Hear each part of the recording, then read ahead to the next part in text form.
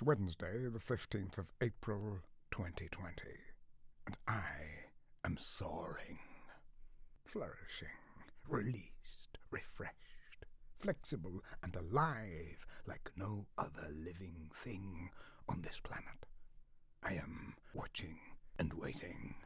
I am all over this place, stopping to breathe and learn new tricks, frustrate, distress, cause anxiety. That is my capability. Corona, the destroyer. Oh, if anyone had told me that life, the world, would be like this a few months ago, I would have laughed.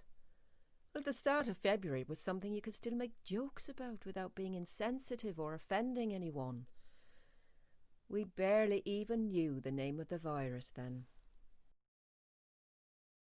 Global pandemic. Unmessable, you'd think, but I'm a bit deaf. All I could hear was that the country was going for third impunity. Third impunity? Crap anywhere, with no consequences? How is shitting anywhere in a public place in any way attractive for a civilized society? No wonder everyone needs to stock up with toilet rolls. Herd immunity, you idiot. Herd immunity, my neighbour 2 doors down shouted twice to make sure I'd got it. This lockdown stuff could make people anxious, but not me. I've created a virtual Galway in the middle of Hammersmith. There's a delicatessen that delivers Guinness, the black pudding, the white pudding, my boiled bacon and cabbage or salted mackerel, all the food groups. Sometimes they substitute something else. I've had sauerkraut and bratwurst for bacon and cabbage. But it hasn't done me any harm.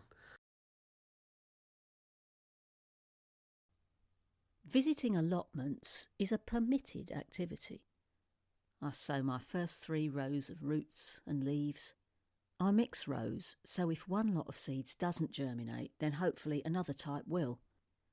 The allotment site borders the river. Growing vegetables reminds me of my grandmother, who was proud to be a farmer's daughter. She used to tell tales of riding 7 miles in a donkey cart to the national school in Skehina Rinky, County Tipperary. When she was 13, she came to England with a troupe of Irish dancers, and according to family legend, she danced at the Albert Hall for the Celtic Festival. Later, she married my grandfather, whom she met on the boat coming over. They eventually settled near here in Clapham. Seeds and roots, they need looking after. My life had an order, a pattern, before the big V came in like a thief in the night. It's got me thinking back a few years ago, coming up to my retirement, terrified of having all that time. How would I use it? I was afraid of the drinking, you see. Now, the fear is back with a vengeance. I've always been one for routine. You know, where you are when you've got a well-trodden path to follow. I've heard others complaining about having nothing to do. Make a list, I say. Put some structure into your day. Walk the dog is the first thing now. It was number 3 before, but it's up to the top spot because of the virus. It's a brisk 20-minute walk around the perimeter of the park. We don't stop on the way back. Just a smile here or a wave there. Oh, beautiful forget-me-nots all along the lane. To tell you the truth, I was never one for stopping anyway. You can't when you've got a list to get through, and having a chat is most definitely not on the list. I hope you'll receive and read this letter. We've not spoken for far too many years. I feel now I must put pen to paper. Try to make some contact. It will be my last chance, I feel it. You'll not know of my recent years of ill health. How could you, with thousands of miles between us and no contact for so long? But I can tell you with a certainty I'll not survive catching this evil virus. I have a dreadful premonition of an ending. But I do dread death intervening before restating my love for you. How proud you make me feel. So what's on your mind, he asked. Not the lockdown. I'm talking about us, you and me. It's not working. We've been married for 30 years, he said. Of course things aren't what they used to be. What was it that brought you to this conclusion? Well, everything, really. That doesn't leave much wiggle room, he said. You see, I've had time to think in the lockdown and, well, I've decided. It's best if we call it a day. We've gone as far as we can with this thing. This thing, he said. Our marriage, I said. Corona, the destroyer. Like the politicians, using the ultimate weapon, despair. I'm doing well, and I am better at it than all of them. At least, I'm honest. Contagion, pandemic, isolation, penetration, strike fast, strike hard, and move on. No one can catch me. I'm smart. Smarter than you. Move over, you humans. I am here to stay. My e-book gets a good thrashing too. Oscar Wilde for the culture, Swift for the laughs, W.B. Yeats because he won the Nobel Prize. My next step is to order green and cream paint and do a makeover. It's a chance to recultivate myself, revisit the myths and superstitions from when I was young and try them for size as an adult. God, for example. I'm so lonely I'd consider going to church if it wouldn't offend him. I fear the great big finger coming down from the sky just after the thunder and lightning. Then a loud voice would bellow, "Who the hell are you?" We have an agreement, me and God. I don't bother him and he leaves me alone. Until this bloody coronavirus, he'd kept his side of the bargain. It must have been a little after 7, and I thought, I'll just take a quick walk to help the digestion. There I am, picking my way through the overgrowth until I come to a small opening. And there, lying in the middle of the field, is the couple from down the road, and both are as naked as the day they were born. I felt my face blush at the sight of them, going at it hammer and tongs. Well, I know the house must be crowded with the 3 boys back from university, but please, show some self-restraint. We're all making sacrifices.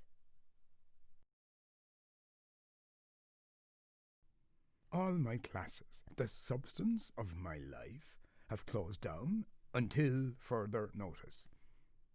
What does that mean to an old man with the clock ticking loudly? I loved my Spanish conversation. How we laughed at the words and translations.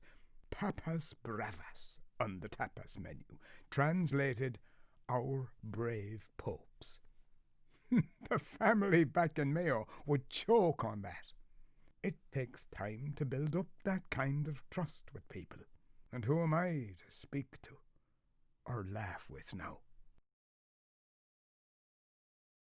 I am in year 1 at school. We have lots of work to do. My brother had to make a family tree with Mummy and Daddy. We all sat down and talked about relatives from Ireland and the West Indies and put their pictures and names on. I like doing the clapping for the NHS and carers on a Thursday. My friend's birthday party was on a baking one on Zoom. I made chocolate chip banana muffins and took some to my grandparents' doorstep. Mummy and Daddy say we are being good during lockdown, especially when we have things to do.